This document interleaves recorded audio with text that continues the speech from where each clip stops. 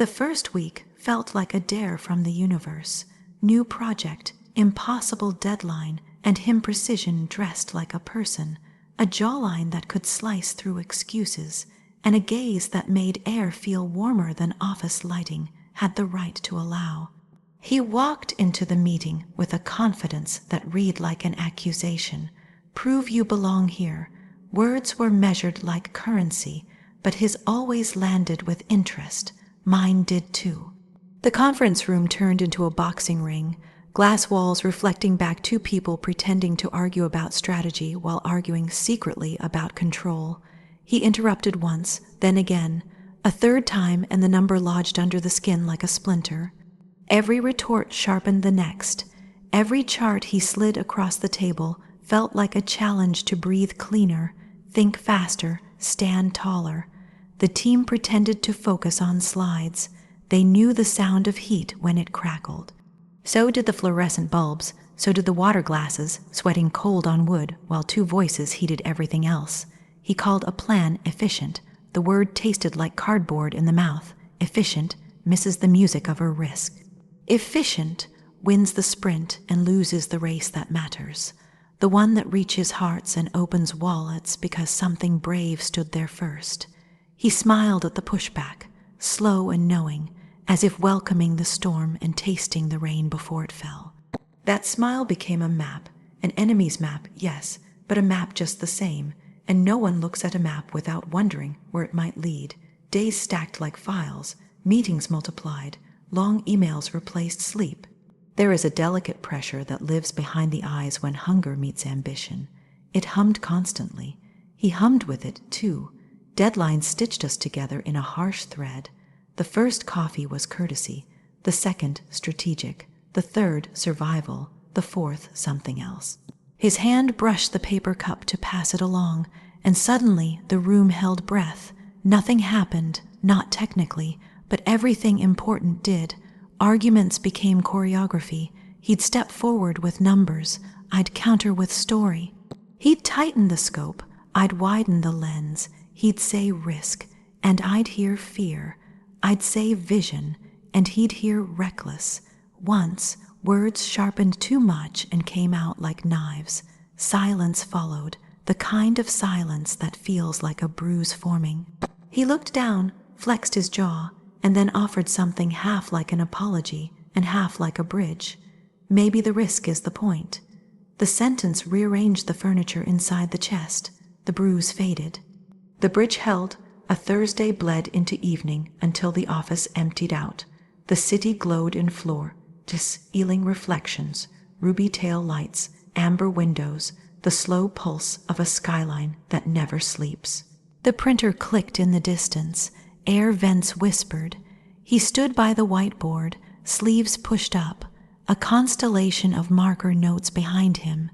Arrows, percentages, a sketch of the future neither of us had permission to want, but both were trying to make real. He asked for feedback. Honesty followed, unvarnished, the kind that can only exist when two people have already seen each other fight and didn't run. He listened with a kind of focus that made time unclench. The smirk softened. The certainty shifted into curiosity. Every but what if, he offered, landed like a hand on the small of the back in a crowded room, guiding without owning, close without touching. The hum behind the eyes turned into something steadier, a low, warm current. It was dangerous, yes. It also felt true. Rivalry loves company. It brings adrenaline to meetings and drama to calendars. Desire is quieter.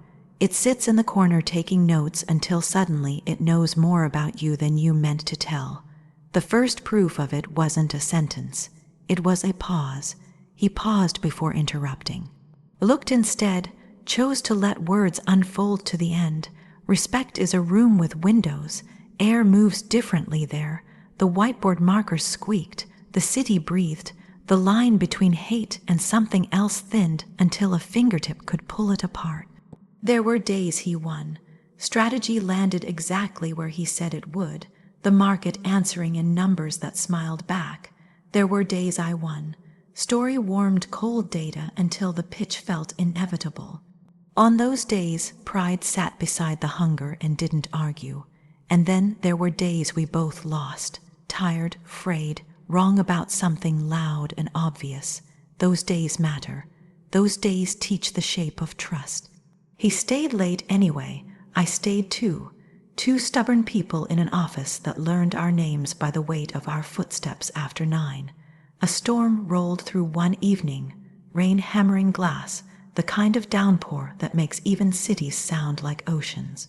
He stood so close the air smelled like something clean and difficult to name, citrus and ink and a warmth that shouldn't have crossed the river from logic to skin, but did. The building shivered with thunder. He laughed, startled and unguarded. Laughter rolled his shoulders open. The room did that reflective trick again, the world outside doubling around us. And for a second, something felt predestined in a way that would terrify anyone who needs a blueprint for everything, which is to say, both of us. There is a particular cruelty in realizing that the person who drives you mad might also be the only one who meets you at your actual altitude. Cruelty and relief.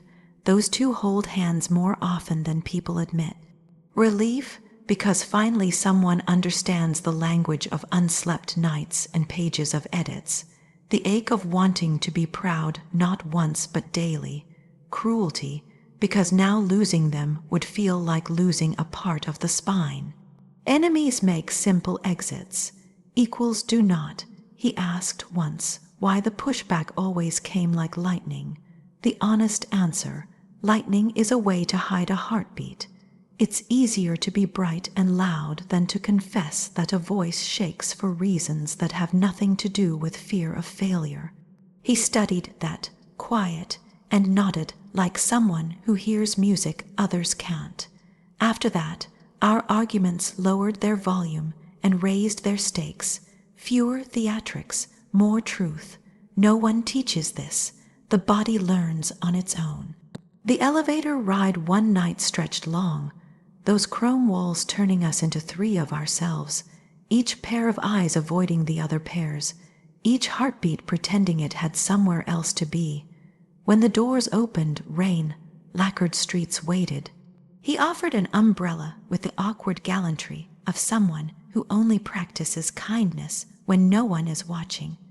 We walked shoulder to shoulder, wind tilting the canopy until it had to cover us both or neither. In that forced closeness, the facts reorganized. It was never just animosity. It was recognition wearing armor. Small mercies accumulated. A chair pulled out in the cramped war room before a 12-person review. A file sent at 2 a.m. with a note. You missed 1 comma. The rest is perfect.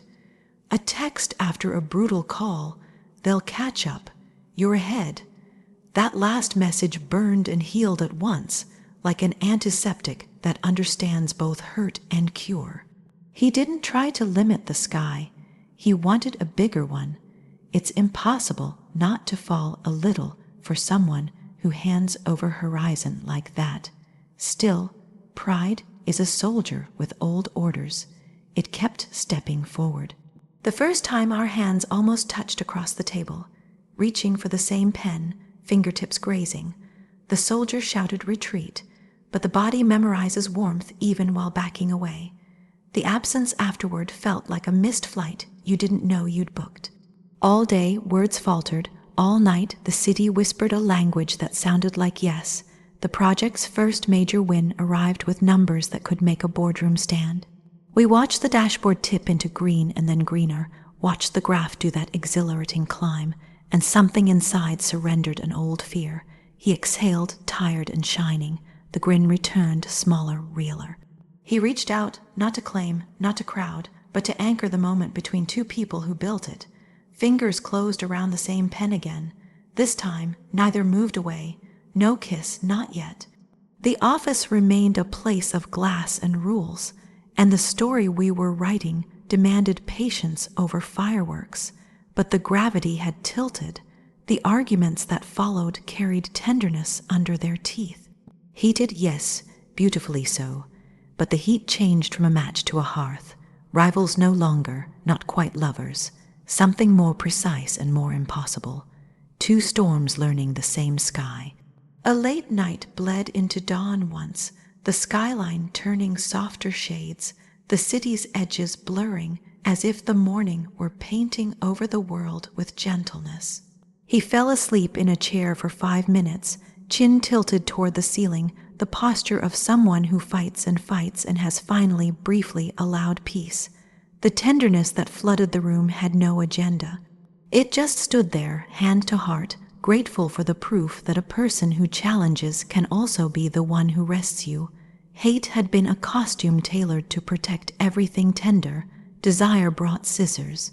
Thread by thread, the outfit loosened. Underneath, recognition, respect, relief, and something the body had been spelling in Morse code since the first meeting.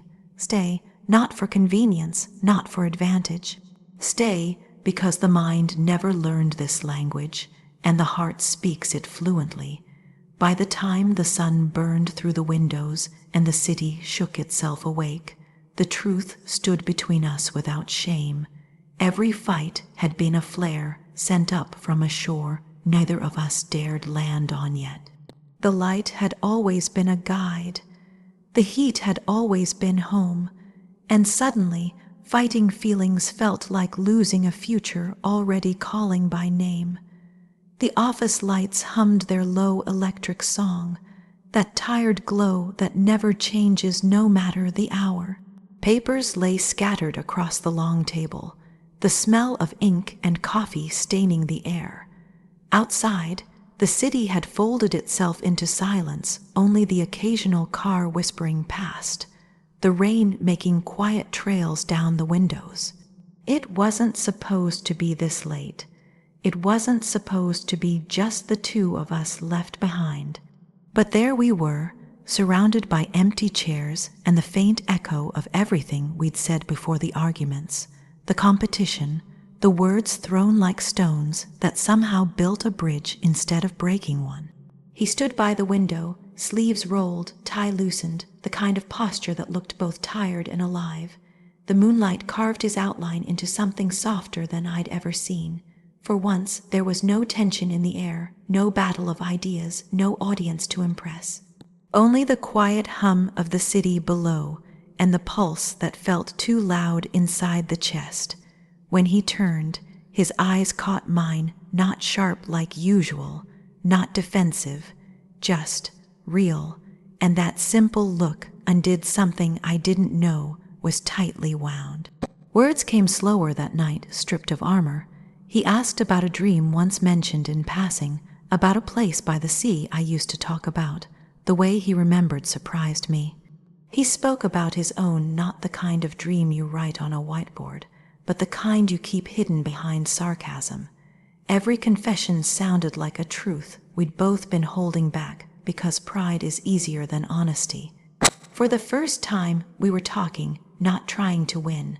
The sound of rain grew louder, almost matching the rhythm of breath. The window fogged slightly where the heat of the room met the chill of the glass. He laughed that low, unguarded kind of laugh that happens when you finally stop pretending. It wasn't perfect. It cracked at the edges that made it beautiful. It felt like the kind of laugh people only share when something inside them recognizes home. Time moved strangely every minute, both fast and still. The office felt smaller, the space between us heavier. I could feel every unsaid word in the air like static. He came closer to show something on the laptop screen, but the numbers, the presentation, the project, all of it dissolved into the background. The scent of coffee, his cologne, the warmth radiating from his skin, they became the only real things left in the world. There was a moment, so small it could have gone unnoticed, when the distance broke. A breath too close, a heartbeat too loud, the kind of silence that doesn't feel empty, it feels charged. Every part of me wanted to retreat into logic, into safety, but logic doesn't stand a chance when the truth is standing right in front of you. The truth that maybe this fight, this rivalry, this magnetic push and pull had never been about the job at all. Maybe it had always been about finding someone who could see you and still stand their ground. He said something quiet, something about how exhausting it was to always be on the opposite side. There was vulnerability in his voice, the kind you don't fake. The rain softened, like it was listening too. The city lights outside flickered gold on his face. Every word felt heavier, weighted with years of wanting to say what we both denied. The walls between us, the ones built out of stubbornness and pride, began to tremble. They didn't fall in a crash, they cracked slowly, letting the light in one soft fracture at a time. He reached for the marker I was holding, our fingers brushed, and everything inside stilled. Not fireworks, not some cinematic rush, just quiet certainty. A knowing that something irreversible had shifted, the kind of knowing that settles deep, not loud, the kind that lives behind your ribs and refuses to leave even when you try to reason with it. We stood there, neither stepping back. The air between us thickened, but not with tension, with truth. I could see it in his eyes, the same confusion, the same fear, the same pull. We'd spent months trying to outsmart each other, never realizing the battle had already been lost to something bigger. It wasn't a surrender, it was recognition. A truce made not with words, but with breath shared too close. He spoke my name like it was the first time he'd said it right, slowly, carefully, as if it meant more now. And it did. It hung in the air between us, delicate and strong all at once. My pulse echoed in my ears, matching the rhythm of the rain as it returned, heavier now, steady and constant, like the world reminding us that time was still moving even if we weren't. It wasn't a moment of grand gestures. It was smaller, quieter, a confession told through closeness, not speech. The kind of moment that doesn't need to be named to be real. The kind of moment that writes its own memory. His hand lingered, not possessive, not hesitant, just there, a question and an answer at the same time.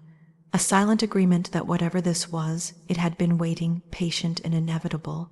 When we finally stepped back, the world felt different. The air tasted different.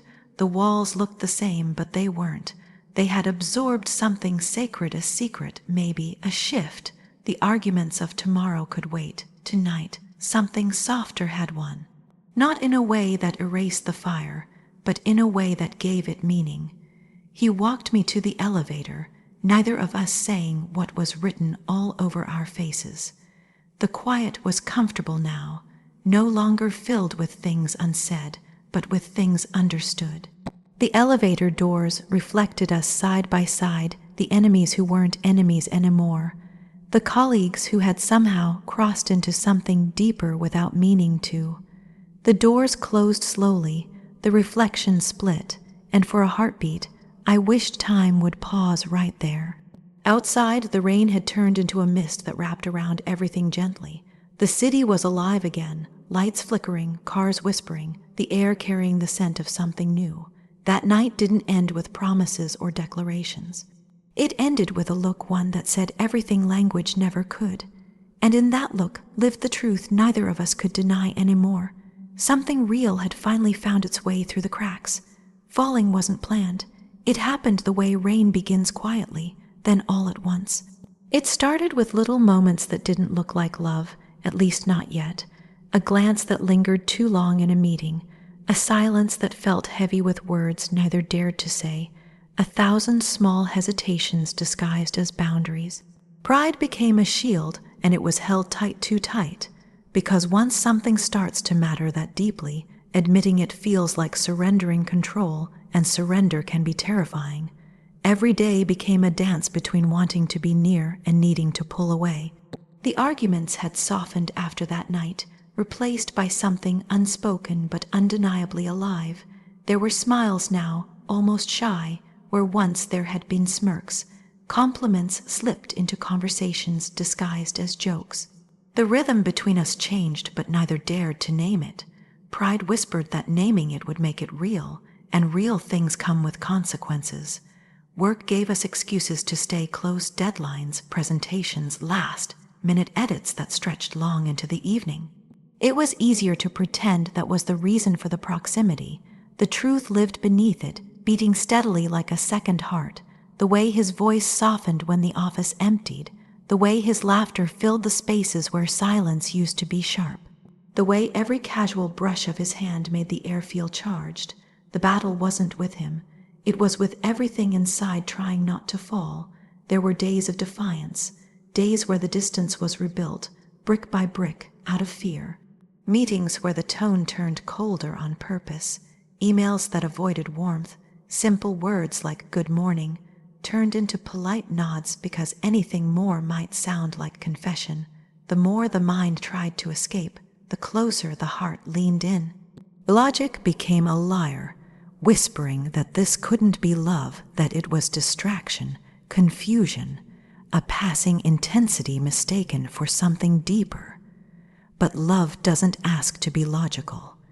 It arrives like truth, undeniable, unplanned, inconvenient, and whole. One evening, he found a reason to stop by with a file that could have easily waited until morning.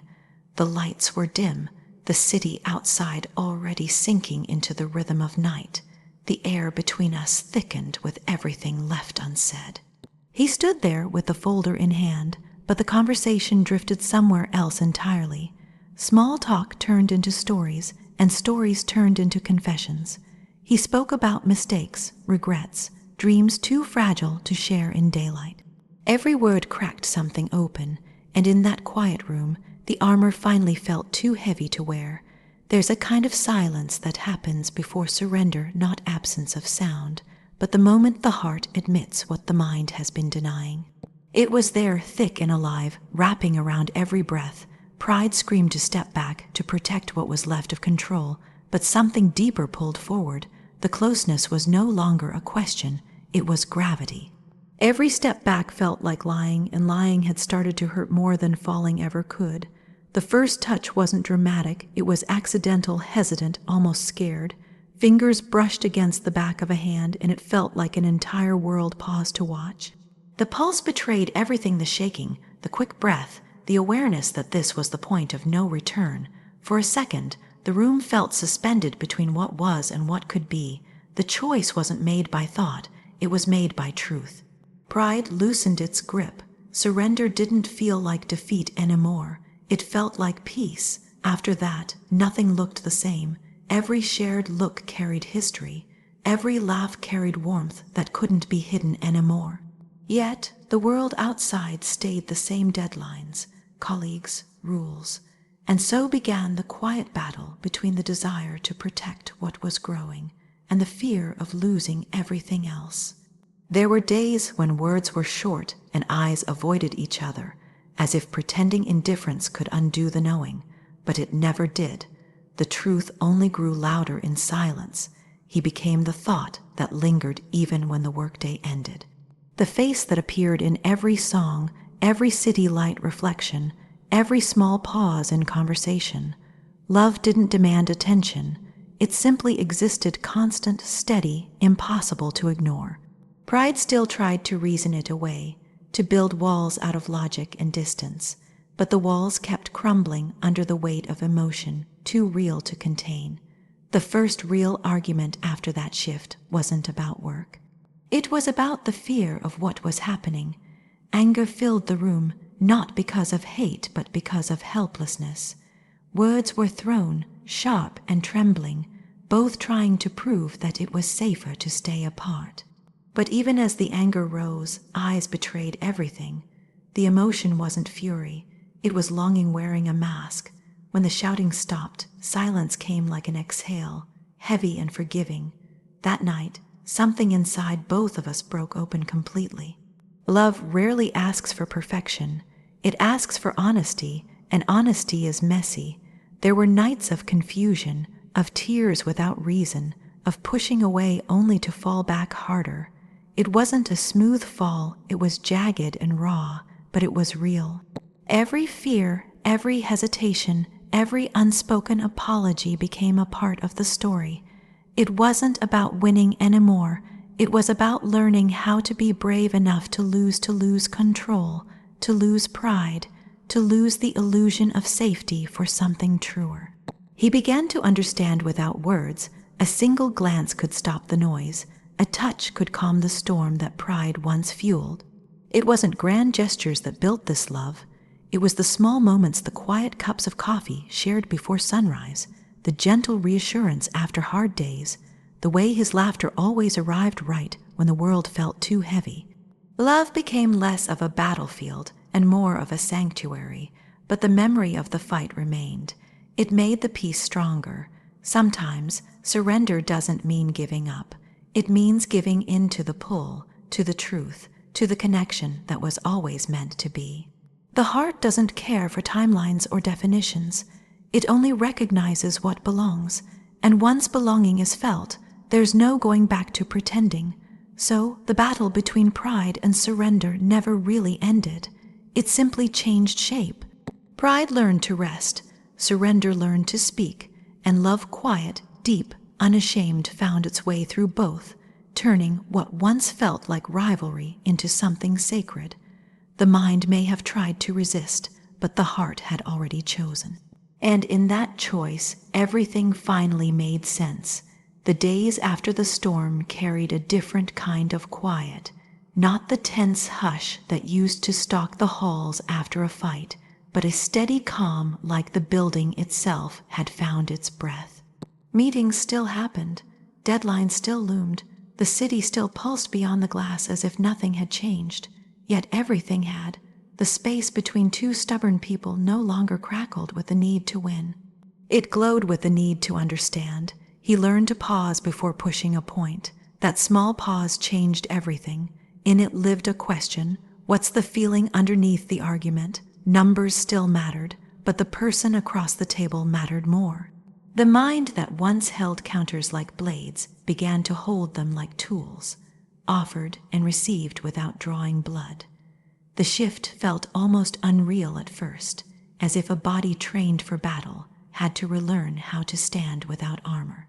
Coffee breaks turned into these gentle truce lines, not performative, not strategic, just 2 cups warming 2 sets of hands while the late afternoon sun slanted across a clutter of notebooks and half-faded ink. He would lean back and ask about the way a story deserved to be told, not the fastest way to get through it. In those moments, the old heat, the kind that used to scorch, settled into something like a hearth. Warmth without the burn, fire with a purpose. Healing didn't arrive as a grand apology, a bouquet of perfect words. It came in consistency, in the message that showed up at 1:14 a.m. After a brutal call, they were harsh, you were brave. In the unasked, for help slipping into a shared dock at dawn, edits precise and respectful, leaving the voice intact. In the way he began to read the silence, catching what wasn't said and honoring it like a truth. When a day dragged heavy with doubt, he didn't fix or rescue, he stayed. Presence can be a cure when the wound is invisibility. The body keeps a ledger of old hurts. The first time disagreement flared again, everything in that ledger woke up. Heartbeat sprinting, palms pressed flat to the cool edge of the table, old reflexes whispering, here it comes, but the fight arrived differently. He disagreed and stayed open. No raising of volume, no edge designed to win. The argument asked to be useful, not victorious. The ledger closed itself a little, the spine uncurled by a breath. It's strange how much healing can live inside a single sentence spoken gently. There was a night when the office felt like a chapel, empty floors, hum of vents, the city's neon stained across the carpet. Work had ended hours earlier, but the conversation had not. Vulnerability made the air delicate. Both treated it like glass. He spoke about a failure no one else knew, the kind that revisits dreams with teeth. The instinct to soothe rose fast, but soothing wasn't what he needed. He needed to be witnessed, so the room listened. Shoulders softened, a distance closed. The old fire would have devoured the moment. The new fire held it warm, steady, safe. Touch became a language learned slowly, not the urgent kind, the reassuring kind. Fingers grazing knuckles during a handoff. A palm at the back in a crowded corridor guiding toward light. A sleeve brushed clean of paper, dust like a promise. See you, see this, see us. It wasn't performance. It was presence made tangible. The body, once a battleground for restraint, began to feel like home. Healing also meant accountability. When impatience snapped one afternoon and words landed sharper than intended, the apology arrived without defensiveness. That came out wrong. The idea is strong. Frustration was mine, not yours. No grand speech, no sudden pivot. Just responsibility taken, wound stitched at the seam it opened. How rare that is, how quietly revolutionary. The heart, startled, learned to relax a little more. Colleagues noticed something but couldn't name it. They had watched sparks fly for months and now watched the light settle. The work improved cleaner arcs, deeper insight, not because fire was gone, but because it had been given a purpose beyond winning. The metrics rose, yes, but more than that, the room felt kinder. It's strange how two people choosing tenderness can alter the chemistry of a place. Even the fluorescent lights seemed less cruel. Weekends bled into long walks that had nothing to do with strategy. City parks, battered benches, the easy sprawl of a body that trusts company. Stories surfaced that wouldn't have breathed in the old climate childhoods, small shames, rib-aching joys. The listening went both ways, a steady exchange of weight and wonder. The conversation stopped needing conclusions. It only needed truth. Old triggers didn't vanish, they softened. That's what healing really looks like, not amnesia, but the power to stay when the bruise is touched. When he arrived late and distracted, the ache of feeling unimportant rose like a tide. Instead of withdrawing into practiced cool, the feeling spoke. Hard day. He exhaled, a long unraveling. Didn't want to bring it here. The answer came as an invitation. Bring it anyway. The tide fell. The room stayed whole. The first time a plan failed, it failed publicly. The kind of meeting where praise evaporates and the air thins to a nigh. Fedge, the walk back was quiet. Elevators are cruel mirrors. In that reflection lived every fear. Not good enough, not strong enough, not worth staying for after a loss. His hand found a wrist, light, steady. You were brave when easy wasn't available. The sentence landed like a warm coat in winter. The city's wind still bit, but the core was safe. Intimacy bloomed in ordinary routines. The shared ritual of closing laptops at the same time. The way laughter always found a path through the day, no matter how dense the calendar. He began to memorize the patterns, which songs cured a 4 p.m. slump, which teas repaired a ragged voice, which words turned tears back into breath. She, without naming, without claiming, learned what steadied him. A reminder of craft when doubt got loud. A hand on the table, not on him, when space mattered more than comfort. There were still sparks. The difference lay in what they ignited. In the early days, sparks meant wildfire lost tempers, raised ground. Now they lit lanterns. A debate about direction would heat until both smiled despite themselves, recognizing how much love hides inside the need to make something beautiful. Neither wanted to win anymore. Both wanted the best thing possible, and the best thing possible was always the thing built together. Trust arrived in layers. Early trust said, "You won't use the soft parts against me." Deeper trust said, "You'll protect them even from me when fear makes me clumsy." On the rough mornings, he would slide a simple note across the desk. "Your voice matters here." 4 words, a bomb. On the nights when his perfectionism grew teeth, a quiet reply would meet it. "We make this not just you. 2 voices, 1 shelter." Love turned out not to be a fever. It was a practice, showing up even when the graph dipped.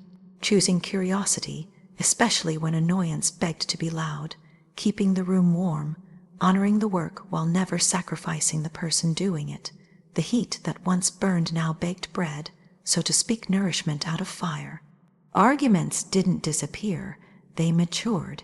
Each ended with hands that found each other, not to erase the disagreement, but to remind the bones what mattered more. Every so often, memory would flash a scene from the beginning, the clipped tone, the weaponized smirk, the electric spite. That history didn't shame the present, it dignified it. To move from harm to healing with the same person is a rare arc. It demanded courage from both, kindness from both, and the willingness to be wrong in service of something right. There is no miracle there, only choosing and choosing again and choosing still. A night came when the win was big, the kind of big that rings down the spine. The team celebrated, music too loud, glasses bright. Later, the city quieted, leaving two people in a pool of soft lamp light and a table cluttered with confetti and notes. The conversation drifted to the first fight that hurt too much, the first apology that landed like rain in a dry field, the moment the heat stopped being about dominance and became devotion. No vows, no orchestrated speeches, just two truths meeting in the open. You push me to be braver. Your care makes bravery safe. That's the miracle, if the word can be permitted. The same flame that scalded now keeping the whole room warm. Not magic, maintenance, tenderness with good posture, care that knows where the door is and keeps choosing to stay. Rivalry had been a disguise, fate the face beneath. The lesson was simple and hard. The person who once hurt can become the person who holds, if both are willing to learn a new fire. What once burned became the light to live by. If this story touched something inside you, don't let it fade. Hit like, share it with someone who believes love can be both chaos and comfort, and subscribe for more stories that feel like real life whispered in the dark. Every week brings a new heartbeat, a story where pain finds peace, where enemies become soulmates, and where love learns how to stay. So stay close, stay listening, and remember, even the hardest love can still be the one that saves you. You're not just watching your part of the story now. See you in the next episode, where love writes again.